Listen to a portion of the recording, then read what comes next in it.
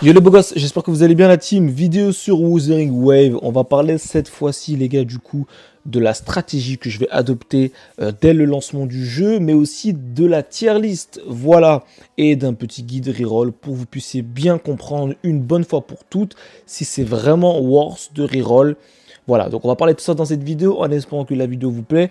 Écoutez, n'hésitez pas à mettre le petit pouce bleu, à vous abonner. Je vais couvrir du contenu en balle sur le jeu, vous n'êtes pas prêts. Et puis je vous propose qu'on parte directement regarder tout ça. C'est parti. Du coup, me voici sur le site donc pridewen.gg. Je vous mettrai bien sûr le lien en description de cette vidéo. Donc, on va déjà commencer par le reroll. J'en avais déjà fait part dans une de mes précédentes vidéos. On va répondre vraiment à la question si c'est vraiment intéressant. Ils disent bien que la réponse est non. Ok, Wuthering Wave n'a pas d'option guest login. Cela signifie que vous devrez créer un nouveau compte pour chaque tentative de reroll. Ce qui fait que du coup, vous ne pourrez pas faire de salt mail, c'est-à-dire WalkSafe plus 1, plus 2, etc. Parce que le jeu va vous demander... En fait, ça ne fonctionnera pas. Donc, ce que je vous conseille dès à présent, si vous voulez reroll les beaux gosses, n'hésitez pas à créer déjà plusieurs comptes Gmail. Vous pouvez déjà vous préinscrire, enfin, pré-télécharger le jeu, mais surtout, commencer à créer plusieurs comptes Gmail. Vous avez en méthode de connexion, vous avez Twitter, vous avez Facebook, vous avez Gmail et vous avez Kurogame, je crois. Donc voilà, franchement, n'hésitez pas. Il faut environ 35 à 45 minutes pour terminer le tutoriel et atteindre le moment où vous pouvez réellement commencer à invoquer. Voilà, ça j'en avais parlé. Le taux de drop, c'est du 0,8%, ce qui est relativement faible. Donc voilà. Vous êtes assuré d'obtenir un personnage 5 étoiles de la bannière novice dans les 50 premiers tirages. Donc ce qui fait que du coup, parce qu'on aura une réduction sur la bannière, ce qui fait que du coup, au bout du 50e tirage, si on n'a pas de 5 étoiles avant, et bah forcément au 50e tirage, on va en obtenir un de garantie, mais aléatoire. Voilà. Donc si vous êtes toujours là, alors je pense que ce même est parfait pour vous. Voilà, donc là c'est une petite image troll. Donc la méthode est très simple. Connectez-vous au jeu. Voilà, souffrez, comme ils disent, pendant 35 à 45 minutes à travers le tutoriel jusqu'à ce que vous déverrouillez la conven. Je ne sais pas du tout ce que c'est. Ensuite, souffrez encore plus pendant que vous faites votre action, ok. Déconnectez-vous et connectez-vous avec un nouveau email, ok. Donc là, vous avez le prologue. Le prologue agit comme un tutoriel dans Wuthering Wave et comme nous l'avons mentionné plus tôt, il faut 35 à 45 minutes pour atteindre la partie qui déverrouille. Je ne sais pas si vous vous rendez compte, hein, 35 à 45 minutes de reroll, c'est très long quand même, hein. Mais bon, il vous suffit de suivre la quête principale, alors ne soyez pas tenté d'explorer la carte. Cela viendra plus tard et vous devez d'abord vous concentrer uniquement sur le chemin principal. Voilà. Donc ils vous disent hein, de rusher l'histoire principale. Et ensuite, ça viendra tout simplement avec le temps. Le flux de sortie récent a révélé que nous recevrons 10 lustrutides, donc ça c'est 10 astrides je crois, hein, c'est 10 pierres d'invocation quoi. Plus 20 encore, ouais, donc 2 multi en plus supplémentaires. Voilà, donc, ce qui fait que du coup, on va pouvoir invoquer peut-être 3-4 multi dès le début, ce qui est relativement cool. Voilà. Alors, je ne sais pas ce que c'est les difficultés en fer. Dans ce chemin de reroll, vous viserez à tirer Jinyan de la bannière à taux en utilisant les astrites dorées. Donc, pour les bannières limitées. Ah, ok, je comprends pourquoi il dit chemin de l'enfer. En gros, pour ceux qui veulent vraiment reroll Jinyan, faut être motivé, hein, parce que vous aurez qu'une multi, je crois. Donc, ce qui est relativement faible pour le début, mais bon, c'est quand même cool. On va pas cracher dessus, bien sûr. Donc, le processus, jouez au tutoriel selon nos guides, etc., etc. Faites 11, 12 tractions. Je sais pas ce que ça veut dire quand ils disent 12 tractions.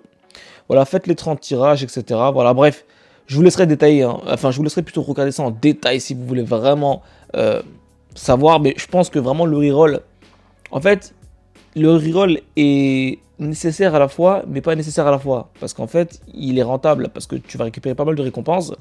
Mais il est aussi chiant, parce que tu peux pas créer plus un compte guest. Et enfin, tu peux pas créer de compte guest tout court, et puis c'est très long. Je sais pas, c'est à vous de voir. Franchement, si vous êtes motivé, n'hésitez pas. Donc voici les personnages qui se trouvent directement sur la bannière, du coup, on va dire... qui seront du coup sur la bannière permanente. Hein. Verina, encore, Kalasharo, Lingyang et Shang-Xin. Voilà, donc vous faites en fonction de ce que vous souhaitez. Si je devais vous donner une unité à aller choisir, forcément vous choisissez, essayez d'aller viser en tout cas Verina ou Kalasharo. Si vous avez l'un de ces deux personnages-là, vous choisissez celui qui vous manque. Donc si vous chopez Verina, vous allez prendre Kalasharo avec la sélectif. Voilà, donc ce qui est plutôt cool. Là, vous avez le détail du personnage, ce qu'elle fait, support du jeu. Là, vous avez le DPS, etc. Bref, voilà. Maintenant, on va passer directement à la tier list pour que je puisse vous montrer, donc bien évidemment, à prendre avec des pincettes, les gars. Donc, c'est une tier list de la pré-release, ok? Donc, la voici. Donc, on a bien sûr Jinyan, les beaux gosses, oui, en T0, donc en tier 0, donc vraiment le DPS principal. On a ici Yinlin qui est hybride, donc qui est un sub DPS. Et en support, nous avons Verina. Ok. En T05, on a forcément Kalsharo. Donc, je pense que Kalsharo va monter après que Yinlin soit arrivé. Je pense que là, actuellement, comme je vous l'ai dit, sur ma précédente vidéo, Jinyan ou Yinlin, je pense que Jinyan est beaucoup plus facile à jouer que, on va dire, Kalsharo. Parce que Jinyan est plus simple à jouer dans ses mécaniques de gameplay, et puis même, en termes de team, c'est plus simple actuellement. Je pense que c'est pour ça. Et en plus, il fait beaucoup d'attaques, on va dire, assez larges en AOE, etc. Bref, le personnage est vraiment très simple. Kalsharo est un peu plus difficile à maîtriser.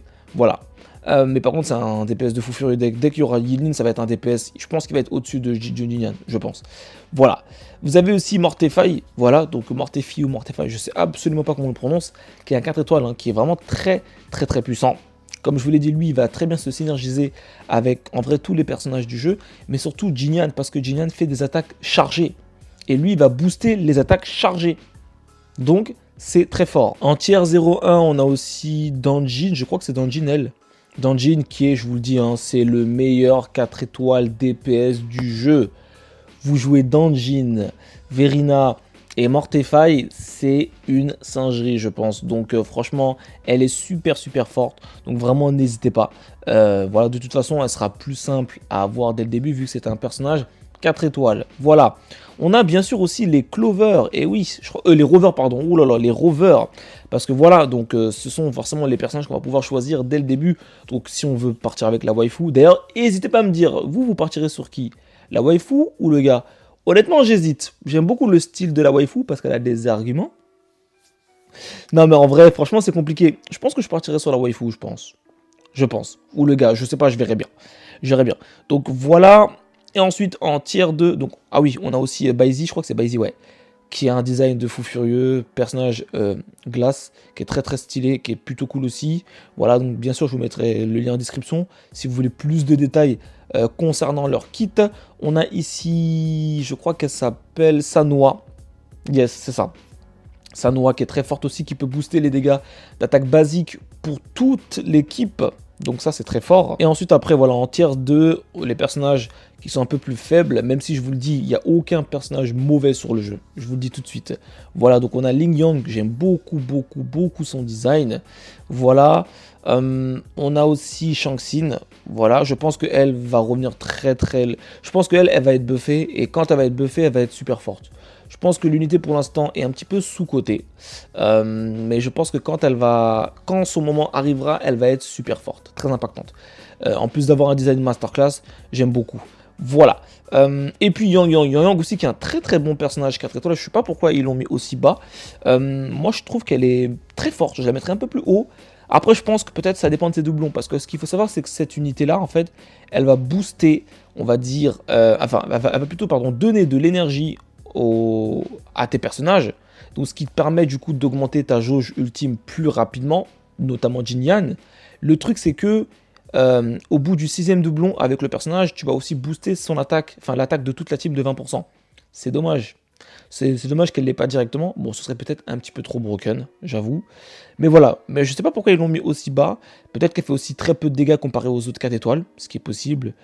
Voilà, mais en tout cas, le personnage est cool. Moi, je trouve qu'il est cool. C'est un personnage qu'on va pouvoir récupérer aussi gratuitement, donc voilà.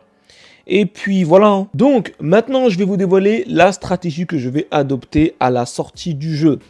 Après réflexion, ce que je vais faire personnellement, c'est que je vais essayer d'invoquer sur les différentes bannières. Je vais essayer d'aller choper au moins Verina ou bien Kalsharo. D'accord? Si je réussis à dropper un de ces deux personnages, forcément je garde le compte, et j'irai chercher celui qui me manque. Mais à partir de ce moment-là, si je drop Verina ou bien Kalsharo, je sais que dans tous les cas, forcément j'aurai celui qui manque, et j'irai chercher Yinlin. C'est-à-dire que du coup, je vais skip la bannière de Jinyan et invoquer sur Yinlin. En l'occurrence, si j'arrive toujours pas à dropper ce que je souhaite, Et bah tout simplement, j'essaierai d'invoquer sur la bannière, on va dire limitée, parce qu'on aura une multi-ennemie, je crois, on aura 16 ou 17 invocations sur la bannière limitée. Donc j'essaierai de tenter l'invocation dessus pour choper Jinyan. Ce qui serait incroyable, ce serait de perdre le 50-50. Comme ça me garantirait le prochain personnage, donc Yin de garantie. Et comme ça, je garderai, on va dire, voilà, ma sécurité pour Yin. Et comme ça, j'aurai juste, du coup, à choisir, on va dire, Verina ou Kalsharo.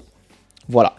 Mais je pense que si j'arrive pas à avoir ce que je souhaite, j'essaierai d'aller chercher Jinyan en attendant, parce qu'il faut quand même un DPS pour le début. Hein. Sinon, ça va être compliqué. Donc, c'est pour ça que je pense que la priorité, je vais vraiment me focus sur Verina ou Kalsharo, les deux en fait. Si j'ai l'un des deux, j'ai le compte parfait, parce que j'irai chercher celui qui me manque. Et comme ça, je sais que je vais skip. En fait, je pense que tout de suite maintenant, ce serait bien que je drop, on va dire, Kalsharo en DPS. Comme ça, j'aurai déjà mon DPS. Et comme ça, j'irai chercher Verina très rapidement. Voilà. Parce que du coup, je vais devoir farmer un petit peu, je pense, pour récupérer quelques invocations. Pour faire du coup les 8 multi. Hein, ou alors cash play. Je verrai bien. Et ensuite, ce qui me permettrait du coup d'avoir déjà Verina, Kalsharo. Et ensuite, j'attendrai du coup Yinlin. Ce qui me fait que du coup, je pourrais skip, on va dire, Jinyan. Ça, je pense que ça, c'est la stratégie que je vais adopter. Encore une fois, voilà, si je vois que j'arrive pas à avoir ce que je veux, que ça commence à être chiant, je vais essayer de focus Jinyan et puis voilà, je verrai bien. Après, bon, bien sûr, ça dépend de comment vous allez faire. D'ailleurs, n'hésitez pas à me dire qu'est-ce que vous allez faire, les gars. Franchement, qu'est-ce que vous allez faire? Quelles sont vos stratégies? Voilà, est-ce que vous allez invoquer Jinyan? Est-ce que vous allez pull Yin? Quelles sont vos compositions d'équipe? N'hésitez pas à me dire tout ça, je suis très curieux. Et puis écoutez les gars, comme d'habitude, on se dit à très très vite pour le C'était Beau Gosse. Ciao ciao.